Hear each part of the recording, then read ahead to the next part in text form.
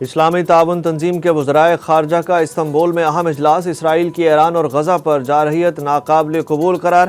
OIC کے secretary general حسین ابراہیم طاہا نے کہا کہ موجودہ حالات میں اتحاد بین المسلمین ناگزیر ہے۔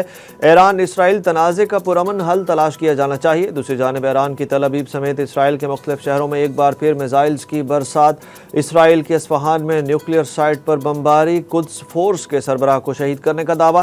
تبریز میں پاسداران انقلاب کے 4 اہلکار، قم میں ایرانی جوہری سائنسدان شہید۔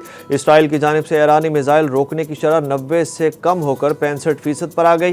ایران کے جوہری پروگرام کو 2 سال پیچھے دھکیل دیا ہے۔ اسرائیل کا دعویٰ، ایران میں اسرائیل کے لیے جاسوسی کے الزام میں گرفتار افراد کی تعداد 22 ہو گئی۔ امریکی صدر ڈونلڈ ٹرمپ نے کہا کہ اسرائیل کے پاس اتنی صلاحیت نہیں کہ وہ ایران کی جوہری صلاحیت ختم کر سکے۔ ایران سے بات کریں گے، دیکھتے ہیں کیا نتیجہ نکلتا ہے۔ میں مذاکرات سے پہلے سیز فائر چاہتا ہوں۔ چیئرمین OIC کا منصب 3 سال کے لیے ترکیہ کو مل گیا۔ اسرائیل امن کی راہ میں سب سے بڑی رکاوٹ ہے۔ اسرائیل ایک دہشت گرد ریاست، فلسطین ہماری ریڈ لائن ہے۔ نتن یاہو ہٹلر پورے خطے کو تباہی کی طرف دھکیلنا چاہتا ہے۔ اختلافات ختم کر کے ایک ہو جائیں، مسلمانوں کا اتحاد وقت کی ضرورت ہے۔ ترک صدر طیب اردوان کا OIC وزرائے خارجہ خصوصی اجلاس سے خطاب۔ انہوں نے کہا کہ اس مسئلے کا حل سفارتکاری اور مذاکرات میں ہے۔ ہمیں یقین ہے کہ فتح ایران کا مقدر ہوگی۔ دفتر خارجہ نے نائب وزیر اعظم سے متعلق بھارتی میڈیا کے جھوٹے دعووں کو مسترد کر دیا۔ ترجمان کا کہنا ہے کہ پاکستان نے جنگ شروع کی اور نہ ہی کسی سے جنگ بندی کی درخواست کی۔ اس کے برعکس پاکستان نے جنگ بندی پر رضامندی ظاہر کی۔ نائب وزیر اعظم نے اپنے انٹرویوز اور بیانات میں اس بات کو واضح کیا۔ دوست ممالک بشمول سعودی عرب اور امریکہ نے پاک بھارت جنگ بندی میں اہم کردار ادا کیا۔ 9 مئی کے مقدمے میں شاہ محمود قریشی کی ضمانت منظور۔ جلاؤ گھیراؤ کیس میں بیرسٹر گوہر، عمر ایوب، علی بخاری اور شعیب شاہین کو بری کر دیا گیا۔ ETC لاہور نے شاہ محمود قریشی کے حوالے سے محفوظ فیصلہ سنایا، جبکہ ڈسٹرکٹ اینڈ سیشن کورٹ اسلام آباد کی جانب سے بیرسٹر گوہر اور دیگر کے کیس کا محفوظ فیصلہ سنایا گیا۔ تحریک انصاف اور اسٹیبلشمنٹ کے درمیان روابط کا معاملہ رکنے کی وجہ سامنے آ گئی۔ ذرائع کے مطابق عید کے بعد ہونے والی ممکنہ پیش رفت عمران خان اور پارٹی ارکان کے بیانات کے بعد رکی۔ امریکہ میں PTI کا احتجاج بھی اس کی وجہ ہے۔ PTI ارکان کا دعویٰ ہے کہ مشترکہ حکمت عملی نہ ہونا مسائل حل ہونے میں رکاوٹ ہے۔ چیئرمین PTI بیرسٹر گوہر خان کے مطابق حکومت اور ہماری جانب سے چند افراد ایسے ہیں جو بیانات یا عمل سے روابط میں رکاوٹ بنتے رہے ہیں۔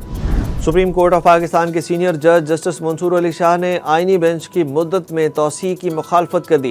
جسٹس منصور علی شاہ کا خط سامنے آ گیا۔ یہ خط 19 جون کے جوڈیشل کمیشن اجلاس سے پہلے لکھا گیا تھا، جو جوڈیشل کمیشن ممبران کو پہنچایا گیا۔ خط کے متن میں کہا گیا کہ 26ویں ترمیم کے کیس میں فیصلے تک توسیع نہ کی جائے۔ توقع تھی عدم دستیابی پر اجلاس مؤخر کیا جائے گا۔ یہ تنازع ادارے کی ساکھ اور اس پر عوامی اعتبار کو تباہ کر رہا ہے۔ ترمیم کے فیصلے تک تمام ججز کو آئینی بینچ ڈکلیئر کیا جائے اور آئینی بینچ میں شمولیت کا معیار اور پیمانہ بھی طے کیا جائے۔ سپریم کورٹ آف پاکستان کے جج جسٹس جمال خان مندوخیل کی والدہ کا انتقال ہو گیا، جس کے بعد مخصوص نشستوں سے متعلق کیس کی سماعت مؤخر کر دی گئی۔ رپورٹ کے مطابق ذرائع نے کہا کہ مخصوص نشستوں کے کیس کی پیر کو ہونے والی سماعت مؤخر کی گئی ہے۔ مخصوص نشستوں کے نظر ثانی کیس کی سماعت منگل کو بھی نہیں ہوگی۔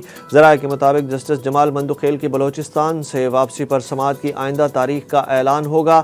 آئینی بینچز کا ڈیوٹی روسٹر بھی تبدیل کر دیا گیا۔ حکومت پاکستان کی امریکی صدر کو نوبل امن انعام 2026 کے لیے نامزد کرنے کی سفارش۔ خواجہ سعد رفیق نے اپنی ہی حکومت کی تجویز پر تنقید کر ڈالی۔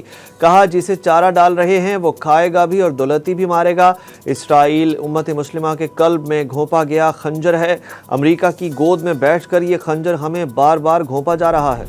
وزیر اعظم شہباز شریف اور army chief field marshal Asim Munir کے درمیان آئیڈیل تعلقات قائم ہیں۔ ملک میں 2.5-3 سال سے ہائیبرڈ حکومت چل رہی ہے۔ ہائیبرڈ ماڈل پہلے ایجاد ہو جاتا تو ہماری تاریخ کے بہت سے حادثات ٹل سکتے تھے۔ وزیر دفاع خواجہ محمد آصف کا نجی ٹی وی چینل کو انٹرویو۔ خواجہ آصف نے کہا کہ سول ملٹری ہم آہنگی مثالی انداز سے جاری ہے اور میں اس ریلیشن شپ کا گواہ ہوں۔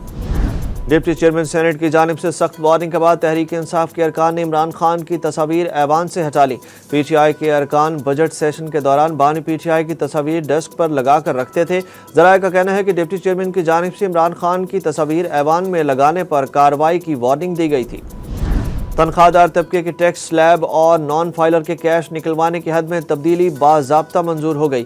قومی اسمبلی کی قائمہ کمیٹی خزانہ کا اجلاس 6 لاکھ سے 12 لاکھ سالانہ آمدن پر ٹیکس 2.5% سے کم کر کے 1% کرنے کی تجویز منظور۔ اساتذہ کو ٹیکس چھوٹ دینے کی تجویز مسترد۔ نان فائلرز کے لیے بینکوں سے کیش نکلوانے کی حد 50,000 سے بڑھا کر 75,000 روپے کرنے۔ کیش آن ڈیلیوری خریداری پر 2% ود ہولڈنگ ٹیکس لگانے کی تجویز منظور۔ آن لائن مارکیٹ پر سالانہ 50 لاکھ روپے کی فروخت پر ٹیکس چھوٹ ہوگی۔